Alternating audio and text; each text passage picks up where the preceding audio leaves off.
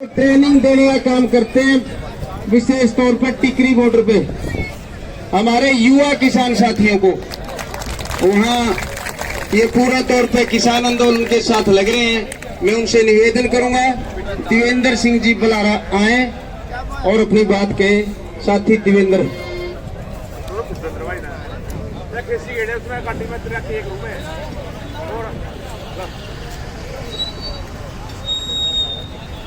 धन्यवाद साथियों। एक बार नारा लगाएंगे सभी लोग, जय जवान जय किसान, किसान मजदूर एकता जिंदाबाद। इस सभा के अध्यक्ष और पूरी किसान शक्ति को मेरा नमन। माताएं मेरी आए हैं, उन सब का स्वागत है। उन सब के लिए एक बार जोरदार तालियां।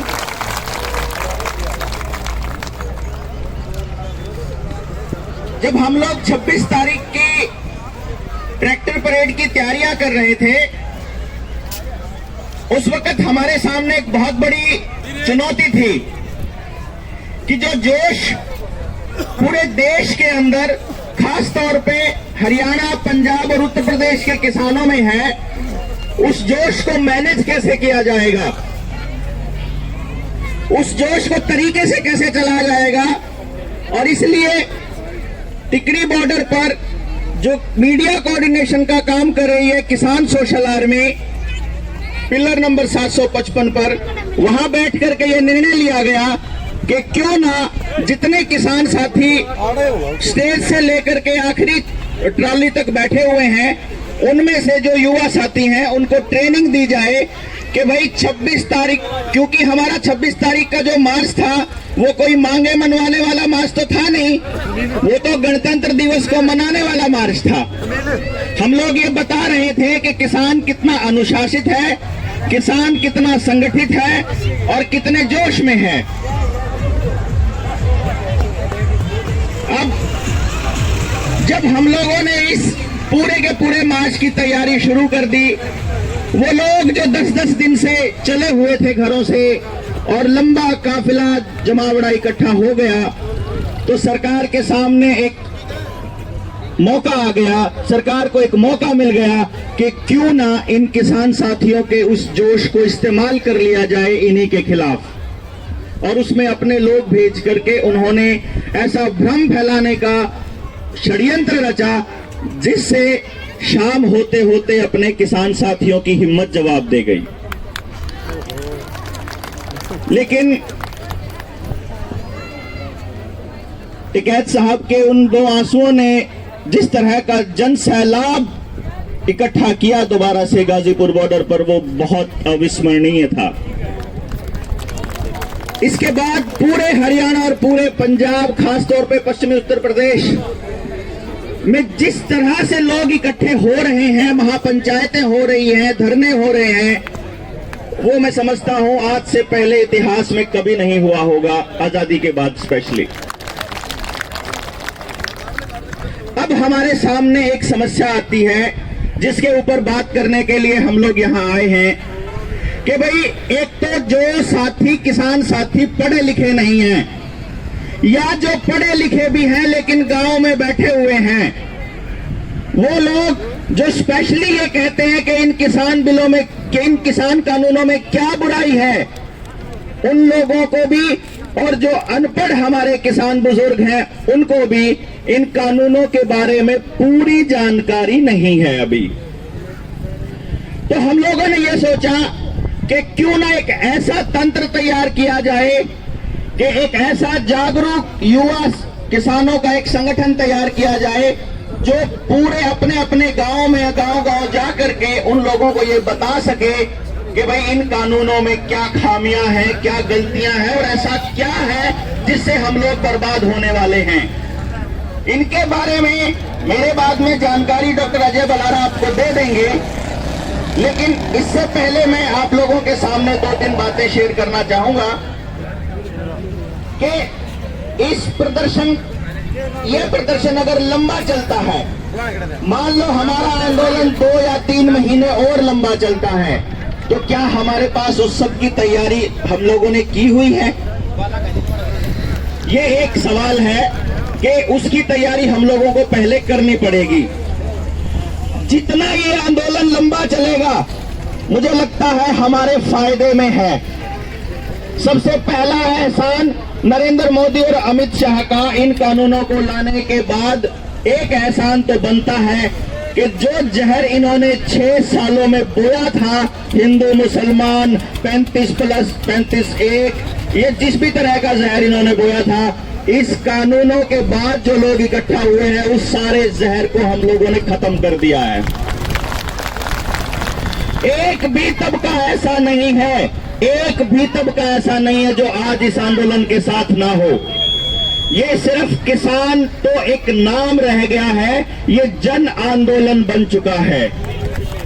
और सबसे बड़ी खास बात क्या है इस आंदोलन की कि एक एक आदमी जाग रहा है, और उससे भी बड़ी बात यह है जो नहीं जाग रहा है वो जागने के लिए अब तैयार है। अब सिर्फ उसको ये बताना जरूरी है कि भाई अभी तक हमने जो अपने बच्चों की जिंदगियां बर्बाद की हैं वो कैसे की हैं, वो क्यों की हैं और उनको ठीक कैसे करना है, और अब हमारा क्या दायित्व है। एक एक आदमी अपना दायित्व समझ रहा है। अब आपको मैं थोड़ा सा सिलसिलेवार एक चीज बताता हूं। उससे पहले मैं अपना इंट्रोडक्शन उस तरीके से दे दूं कि मैं काम क्या करता हूं। मेरा चंडीगढ़ में दफ्तर है। भारत का मैं पहला आदमी हूं जिसने इस चीज के ऊपर काम किया कि भाई हम लोग 3 साल की उम्र से लेकर के किसी भी उम्र के बच्चे को हम ये बता सकते हैं कि इस बच्चे के पास ऐसा दिमाग है और ये काम करके खुश रहेगा। जो आज से पहले सबसे बड़ी समस्या हुआ करती थी उसका इलाज हमारे पास आ गया। आज से 10 साल पहले मैंने इसके ऊपर रिसर्च करी, क्योंकि मुझे मालूम था कि गांव का आदमी इस बात को समझने के लिए तैयार नहीं है फिलहाल, क्योंकि उसे नहीं पता था कि ऐसा संभव है। फिर जब हमने गांव के अनपढ़ लोगों को यह बताया कि भाई तेरी छाती में तेरे दिल में क्या हो रहा है, इस बात का पता जब एक मशीन में लाग के चाल जा है, जब 2 बूंद खून तेन पता चल जाए कि तेरा में क्या बीमारी है, तो फिर दिमाग का भी तो बेड़ा लाग सके है ना। तो इस बात का हमने पता लगा लिया।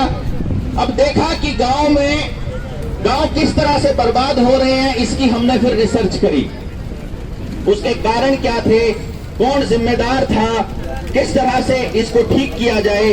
तो मेरे सामने सबसे पहला शख्स मिला कि भाई 2015 में नरेंद्र मोदी ने एक योजना शुरू की थी सिर्फ आंकड़े इकट्ठे करने के लिए, और वो थी प्रधानमंत्री कौशल विकास योजना, जिसके अंदर अलग अलग सेंटर खुले, लोग जाया करते बालक हमारे, फिर उनको पैसे मिल जाया करते थे, एक बस्ता मिल जाता था, एक किट मिल जाती थी, लेकिन प्रशिक्षण के नाम पे कुछ नहीं होता था। सिर्फ पैसे खाने के लिए उन्होंने वो शुरुआत कर दी। अब क्या हुआ, मैं 2015 में पीएमओ गया नरेंद्र मोदी से मिलने के लिए। हमने पूरे डेलीगेट के सामने, उनके सारे आईएएस अफसर वहां बैठे हुए हैं, चीफ सेक्रेटरी बैठे हुए हैं, हमने सवाल किया कि भाई तुम लोगों को हमारे गांव के युवाओं का टैलेंट तो पता नहीं, तुमको ये तो पता नहीं कि इस बच्चे में क्या टैलेंट है, तुम इसको कैसे उजागर करोगे, तुम इसको कैसे विकसित करोगे। वहां से जो हुआ उसको मैं अभी बताता हूं कि उनका क्या जवाब था, लेकिन वहां से हमारी बात नहीं बनी। उसके बाद मैं स्मृति ईरानी से मिला। वो 12वीं फेल जो थी वो हमारी शिक्षा मंत्री थी उन दिनों में, वो बना रखी थी मोदी ने, जानबूझ के हमारे एजुकेशन सेक्टर को बर्बाद करने के लिए उसको शिक्षा मंत्री बनाया था। अब उनसे मिलने के बाद देखा कि बात नहीं बन रही है, तो यहां मनोहर लाल खट्टर से मिला, रामविलास शर्मा उस वक्त शिक्षा मंत्री होता था उससे मिला, उससे बात नहीं बनी तो हमारे करनाल का, मैं क्योंकि बेसिकली मैं करनाल से हूं, करनाल का एमपी उस टाइम अश्विनी चोपड़ा होते थे उनसे मिला, उसके बाद हमारे एमएलए जो थे उनसे मिला, और उसके बाद हमारे जिला पार्षद, सरपंच, स्कूल के प्रिंसिपल, मैं सबसे मिला। आप जानते हो कि प्रधानमंत्री कार्यालय से लेकर और गांव के सरकारी स्कूल के मास्टर तक उन्होंने क्या कहा पता है? उन्होंने एक ही बात बोली, सबने ऊपर से नीचे तक, कि छोड़ो ने डॉक्टर साहब, क्यों पागल हो रहे हो, इन गांव वाला ने चाहिए ही नहीं कुछ भी, ये तो मांगते ही नहीं कुछ। क्योंकि आपा लोग इतने जागरूक हैं ही नहीं कि आपा यूं देख पावे कि कितने तरीके से हम लोगों को बर्बाद किया जाता है। एक गांव में जिसकी जनसंख्या 4000 है, मैंने उस गांव में जाकर के पूरी रिसर्च करी। एक के घर में जाके ये पूछा, तुम्हारा बच्चा कौन से स्कूल में पढ़ता है, कितनी फीस देते हो, कितनी ट्यूशन है, बस में जाता है कि कार में जाता है, तो मोटरसाइकिल पे जाता है, कैसे जाता है, और उसके बदले में तुम्हें क्या मिलता है। तो मैं आपको ये बता दूं कि हमारे गांव में 4000 की जनसंख्या वाले गांव में लगभग 1300 बच्चा गांव से बाहर पढ़ने के लिए जाता है। सुबह 6 बजे घर से निकलता है और शाम को घुसता है। उसको पता ही नहीं है दीन दुनिया में क्या हो रहा है। वो अपनी पढ़ाई में लगा हुआ है, माँ बाप पैसा खर्च करने पे लगे हुए हैं, और पैसा भी कितना, सारे गांव का जब मैंने टोटल करके उस गांव की कमेटी को दिखाया तो आप हैरान हो जाओगे। एक गांव से 53 लाख रुपया महीने का शहर में 4 आदमियों के जेब में जान लग रहा है। 53 लाख रुपया महीने का। मैंने गांव वाले ने पूछा, अरे 53 लाख रुपया महीने का होगा, साल का होगा 6 करोड़, तो ऊपर साल का 6 करोड़, 5 साल का होगा 30 करोड़। 30 करोड़ रुपया तो हम अपने बालका की पढ़ाई पे बर्बाद कर चुके हो। बर्बाद इसलिए बोला कि जिनका बच्चा उन स्कूलों में पढ़ने लग रहा है, उन्हें का चाचा उसे स्कूल में पढ़ के गांव में बुगिया पर बैठ के यूट्यूब देखने लग रहा है। 30 करोड़ रुपया खर्च करके भी पूरे गांव ने 5 साल में 5 नौकरी भी कौन मिली है। अपने बालका ने अपन कैसे पढ़ाने शुरू कर दिए। एक तबका है जो पैसे खर्च नहीं कर सकता, वो तो सरकारी स्कूल में भेजना शुरू कर दिया। एक तबका है जिसका थोड़ा बहुत है, वो गांव के प्राइवेट स्कूल में भेजना शुरू कर दिया। फिर एक तबका है उससे थोड़ा ऊपरला, वो गांव तब बाहर किसी स्कूल में जाने लग गया। फिर एक तबका है जो अपने बालका ने लेकर शहर चला गया, और जो सा शहर चला गया वो उल्टा आया ही नहीं कभी। तो गांव तो नहीं तो खाली हो जाएंगे, बर्बाद हो जाएंगे। और फिर जो एक ही गांव में 4 गांव बना दिए, उन गांव में कौन बचाओगा। सब अपने अपने गांव में बचाने पर लगे रहेंगे। हम लोगों को प्लान करके ये सत्यानाश किया गया कि स्कूलों में गांव का इज्जतदार पैसे वाला आदमी बढ़े ही नहीं। वो न्यू सोचे कि सरकारी स्कूल में दाखिल कराने थे तो उसकी बेइज्जती होनी चाहिए उसने। और बदनाम किसको किया, सरकारी स्कूल के मास्टर को।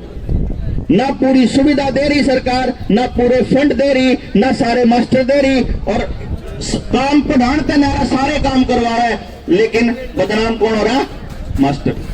अब सरकार ने सरकार क्यों बदनाम करेगी, सरकार क्यों खराब करेगी, एक सवाल है। एक तो जब आपके बच्चे अलग अलग स्कूलों में जाएंगे, अलग अलग जगह पढ़ेंगे, तो आप अपने बच्चा ने ले जान की टेंशन में उलझे पड़े रहोगे, उनकी पढ़ाई में बुलझे पड़े रहोगे। सरकार से और लोगों से, मास्टरों से सवाल नहीं पूछोगे, अपने बालक ने कहोगे तू निकम्मा है। सरकार के पास इंतजाम नहीं है हमारे बच्चों की नौकरियों के लिए, लेकिन बदनाम कौन हो रहा, बालक। एक जमाना होया करता जब लोग कहा करते भाई नौकरी मिला सिफारिश है, तो जब नौकरी सिफारिश से मिला करती, अरे कहते का बालक नौकरी नहीं लगा करता, तो लोग गाल दिया करते किसने, उस गांव में जो उस नेता का ठेकेदार बना रहा करता, अब उन्हें नहीं लागण दिया मारड़ा है।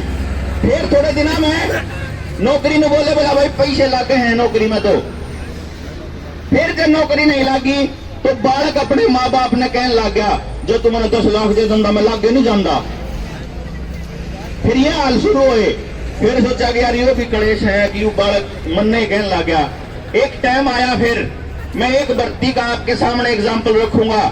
18,000 भर्ती लिखड़ी चपड़ासिया की, फार्म गए 22 लाख। ये मैंने न्यू बता दो 18,000 तक फालतू ला सके है कि कोई आदमी, जब भर्ती 18,000 है तो 18,000 लागेंगे, 21,82,000 तो लागे नहीं, वो तो रवे नहीं। और 21,82,000 के माँ बाप रोज अपने बड़का नन्नू कह के सोए हैं, अग्रेण दे, देख लिया तेरे को तो चपड़ासी का पेपर में पास नहीं होया था।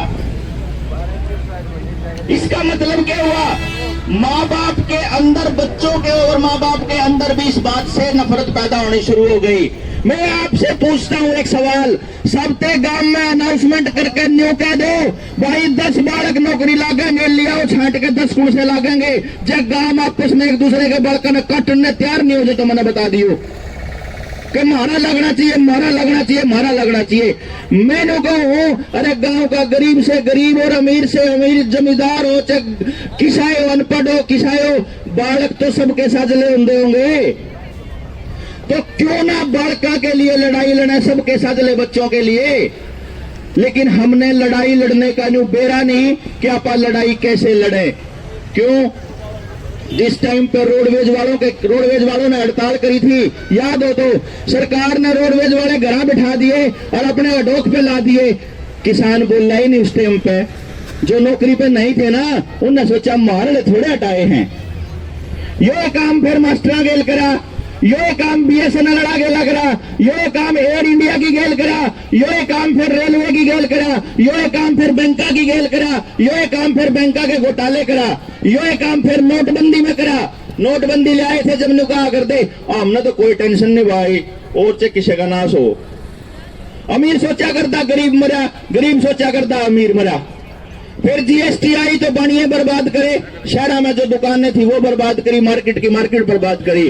और जब नरेंद्र मोदी को ये पूरा भरोसा हो गया कि ये देश जात के नाम पे, धर्म के नाम पे, पार्टियां के नाम पे, पप्पू के नाम पे, गप्पू के नाम पे एक दूसरे से बट चुका है, जब उसने पक्की यकीन हो गया तो उसने बेरा ला गया। ईब जमींदार खाली सुनना पड़ा, इसने ईब लूट लो कति मौका पड़ा है। और फिर उसने क्या करा? फिर उन्हें सोचा भाई जन्नू के न्यू ये कानून और ये बिल ले आया, संसद में जब बहस होगी तो सारे MP बोलेंगे तो किसान जाग जाओगे, उन्हें बेरा लाग जाएगा इन कानूनों में केस होता है, वह कौन सी चीज है जो कानून बर्बाद करेगी। तो उसने फिर एक खेल खेला, कोरोना का खेल। एक ऐसी बीमारी पैदा करी जो है नहीं, और उसके नाम पे लोग घरों में बंद कर दिए, पुलिस वाला पे लठ मरवाए, पुलिस के चालान बधा दिए। उसे टाइम पे उन लोगों को गुलाम जैसी फीलिंग आने लग गई। थोड़े दिन पहले ऐसे फीलिंग आने लगी थी, ना तहसीलदार मानदा, ना SDM मानदा, ना पुलिस का सिपाही मानदा, कोई नहीं मानदा, सारे उसका गला घोटन पर लग गए। और आप चुपचाप एकले एकले बैठे देखे गए। जब पड़ोस में कोई पुलिस वाला किसी को न ठाकर ले जा था, किसी को लठ मार दे था, तो कोई दूसरा आदमी बोलने नहीं था। हमने बहुत दुख होया करता इस बात का कि भाई ये बोलते क्यों नहीं एक दूसरे के लिए। फिर उन्होंने क्या करा? इसी दौरान जिस टाइम पे सारा देश कोरोना के नाम पे घर में बंधक बना रखा था, उस टाइम पे चुपचाप ग्रीष्मकालीन सत्र के अंदर ये बिल धक्के से पास कर दिए। लेकिन भला हो पंजाब के किसानों का, वहां हरियाणा के भी किसानों का, जिन्होंने इन बिलों का पढ़ लिया और पढ़ कर देख लिया कि इसमें कौन सी लाइन है जो अंबानी और अडानी ने लिख के दी हुई है, वो कौन सी लाइन है जो ये बता रही है कि जैसे इनके स्कूल बर्बाद करे, जैसे इनके अस्पताल बर्बाद करे, जैसे इनके गांव बर्बाद करे, जैसे इनका भाईचारा बर्बाद करा, ऐसे किसान को कैसे बर्बाद करे ताकि ये भिखमंगे हो जाएं। उस टाइम पे इन्होंने ये बिल पास करे और बिल पास करके हमारे ऊपर लाद दिए, कानून बना दिया। जब उन लोगों ने ये देख लिया, पढ़ लिया और समझ लिया, उस टाइम पे लोग घर से निकलने शुरू हुए। जो लोग जागे वो निकल आए। ये आंदोलन इतना बड़ा इसलिए नहीं है कि सब लोगों को पता है कि कानूनों में क्या गलत है, लेकिन हम लोगों को ये पता है कि कुछ ना कुछ तो गड़बड़ है। जिन्हें नहीं भी बेरा ना, जिन्हें पढ़े भी नहीं, उन्हें भी बेरा है कि नाशकरण की राह पे है। पिछले 6 साल का रिकॉर्ड बताने लग रहा है इसका। अब जरूरत किस चीज की है कि भाई एक तो इस आंदोलन को इसी तरीके से शांतिपूर्ण तरीके से चलाया जाए। दूसरे नंबर पे गांव-गांव में जागरूक युवा तैयार करे जाएं। जागरूक युवा जो एक एक बात की खोजबीन करे, रिसर्च करने लायक हो बात। क्योंकि मैं आपको बता दूं, मैं बिजनेसमैन आदमी हूं, चंडीगढ़ में बैठ के अपना बिजनेस करता हूं, लेकिन जब मेरा बात समझ में आई कि भाई गांव बर्बाद हो जाओगे, किसान बर्बाद हो जाओगा, देश से बर्बाद हो जाओगा, कि मैं बिजनेस का क्या करूंगा। तो भाई 2 महीने से परमानेंट टिकरी बॉर्डर पे बैठे हुए हैं उन लोगों के साथ जो लोग अपना हमारी लड़ाई लड़ रहे हैं। वो 90 साल के लोग हमारी लड़ाई लड़ रहे हैं, हमारे बच्चों की लड़ाई लड़ रहे हैं। वो हमको लड़ना सिखा रहे हैं, वो बता रहे हैं अपने हकों के लिए बोलना होता है, वो हमें सिखा रहे हैं कि अगर हम आज नहीं बोले तो आने वाले टाइम में हमारी अगली पीढ़ियां जो है वो बर्बाद हो जाएंगी, वो गुलाम हो जाएंगी। उस गुलामी से बचाने की ये लड़ाई है। और इससे पहले 3 सालों से मैं आपको बता दूं कि हमने एक ऐसा मिशन शुरू किया कि भाई मेरे पे न्यू टेक्नोलॉजी है, मैंने बता सकूं हूं कि भाई इस बालक में यो टैलेंट, इसमें यो, इसमें यो, इसमें यो। सारे बालक पढ़ने के लिए नहीं बने होते, लेकिन कौन सा बच्चा क्या काम करने के लिए बना है। अगर यह बात माँ बाप ने बालकपन में बेरा लाग जाए और वो अपने बालक ने में सारी सुविधा अपने गांव में ही दे दे, तो क्या जरूरत जा रही है तड़के 3 घंटे खराब करने की, शाम ने 3 घंटे खराब करने की, अपने बालक के खाम खाई तड़के तो लेकर शांति बड़क बिठाने की। उस बड़क की वजह से वो जो हम अपने बच्चे को ये बोलते हैं, अरे कुछ कर ले, वो छोरा ने पूछा क्या करूं बाबू, अरे कुछ कर ले, अरे कुछ क्या करूं, अरे कुछ कर ले, अरे कुछ क्या करूं, किसी ने बेरा ही नहीं वो कुछ के है। लेकिन हमारे को ये पता लग सकता है कि वो कुछ के है। इसके लिए हमने अभियान शुरू किया। जब ये आंदोलन खत्म हो जाएगा, जब ये लड़ाई अपन जीत जाएंगे, तो मैं आपको बताऊं हम एक ऐसा मिशन शुरू करेंगे कि ये जो गांव के करोड़ों अरबों लाखों करोड़ रुपया बर्बाद होने लग रहा है ना, इस पैसे ना अपने बच्चे के रोजगार के लिए कैसे इस्तेमाल किया जाएगा। हम एक ऐसा अभियान शुरू कर रहे हैं, एक ऐसा एजुकेशन सिस्टम तैयार कर रहे हैं जिसके अंदर गांव के गरीब से गरीब और अमीर से अमीर एक बच्चे को रोजगार संभव है, एक बच्चे को। इन सरकारों ने 2-3 डड़े फेंक रखे हैं हमारे बीच में, जिनने लेकर आपा एक दूसरे के ऊपर मारते रहो। हाँ, उनमें से एक डला है आरक्षण का। अपन न्यू लागे जनू तो आरक्षण की वजह से हमारे बच्चे ने नौकरी नहीं मिली, लेकिन मैं बता दूं आरक्षण का कति कोई रोल नहीं भाई हमारे बालका ने नौकरी रोकता है। क्योंकि आप आरक्षण तो छोड़ दो, जितने आपके गांव में आपके गुहांड में स्कूल हैं, उन स्कूलों का एक टॉपर बालक ले लो, एक टॉपर बालक, एक उसने भी नौकरी लाने की हिम्मत नहीं है सरकार की, है कि इतनी सीट भी नहीं है कि टॉपर बालक का नौकरी मिल जाए। तो बाकी के सारे बालक कित जाओगे भाई, जब उनने टाइम पे रास्ता नहीं मिला, जब उन पे टाइम पे रास्ता नहीं दिखाया, तो फिर मैं आपस में एक दूसरे का गला काटेंगे। युवाओं के पास बहुत एनर्जी होती है, उस एनर्जी का इस्तेमाल गांव और समाज और देहात के अपलिफ्ट करने के लिए, उसको ऊपर उठाने के लिए किया जाना बहुत जरूरी है। और इसके लिए इस मंच से बढ़िया, इस जगह से बढ़िया चिंतन नहीं हो सकता।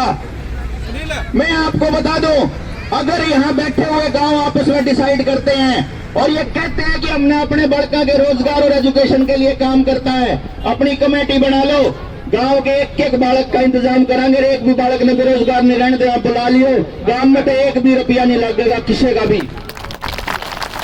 एक आदमी ने किसी ने 1 रुपया नहीं लाना है, बिना रुपया के संभव है ये बात। लेकिन सिर्फ आप लोगों को पता होना चाहिए कि ये कैसे संभव है।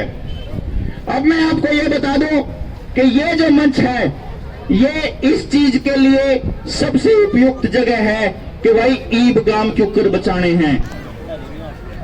भारतीय किसान यूनियन के एक नेता है मंगल सिंह खरेटा, लगभग सभी लोग जानते होंगे जो किसान लोग हैं। उन्होंने एक बात कही थी, मेरे को बहुत बढ़िया लगी। वो यूं क्या कर रहे, एक दिन हम तो शाम में बैठे हुए थे, उन्होंने सभा में एक बात बोली थी कि भाई जब देश मुगलों के अधीन था उस वक्त गांव आजाद थे, जिस वक्त अंग्रेजों के अधीन था उस वक्त भी गांव आजाद थे, लेकिन जब 47 के बाद देश आजाद होया तो देश तो आजाद हो गया, गांव गुलाम हो गए।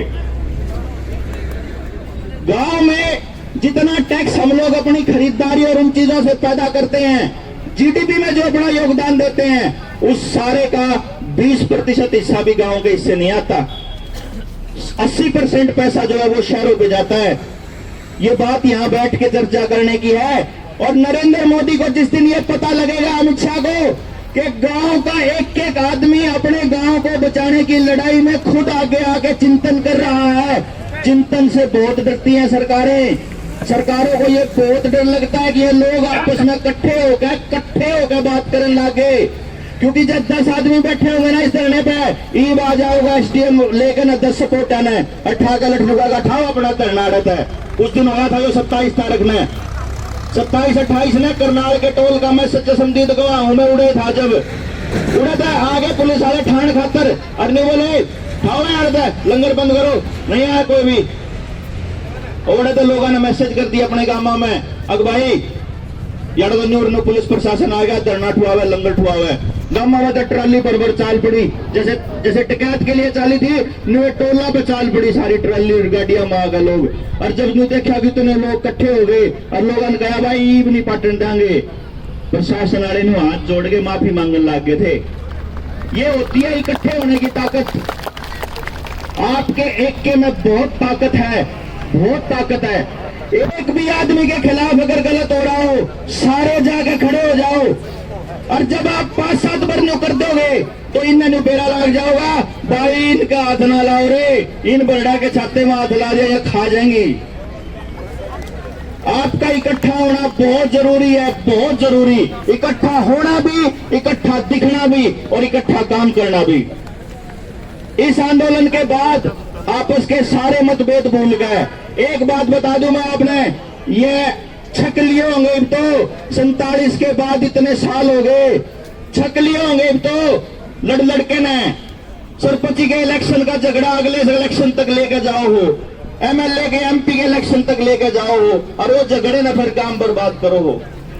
मैंने को हूं वोट गिर दो, जिसकी गिरनी हो गिर दो, जिस जो ठीक लगता हो गिर दो, लेकिन वोट गिर दे और एक दूसरे के घर आना जाना शुरू कर दो।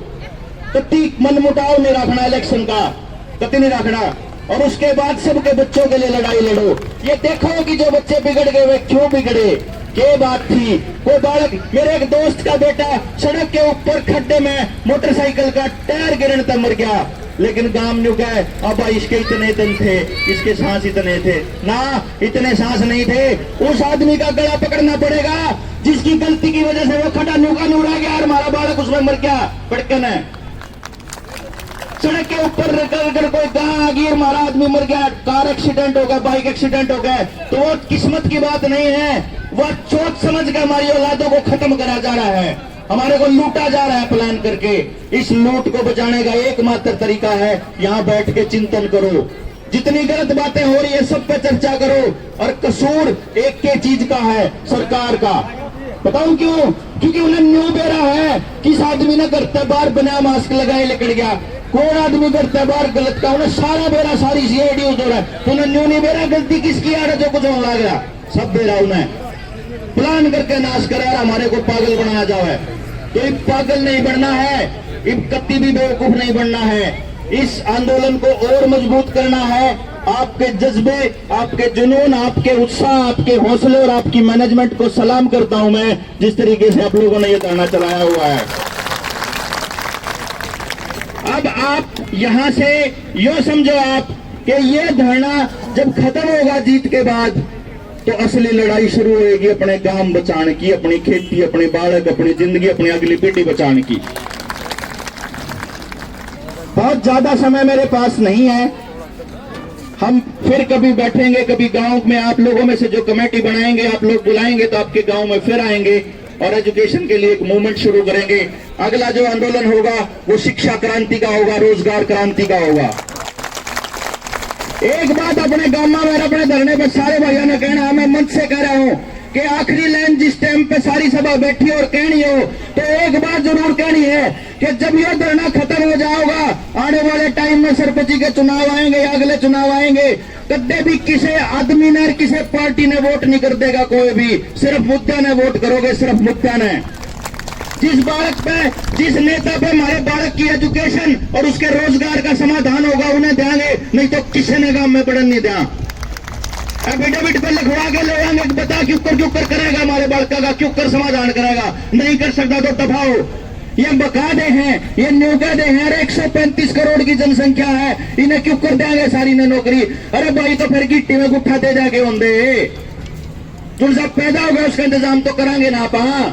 और 135 करोड़ जनसंख्या का मतलब यो नहीं है कि 135 करोड़ लोगों ने भीड़ कर दी ना, 135 करोड़ लोगों का मतलब है 135 करोड़ दिमाग और 270 करोड़ हाथ, जिन्हें इस्तेमाल नहीं करना होता वही ना बड़ो गांव में हम ना आवे करना।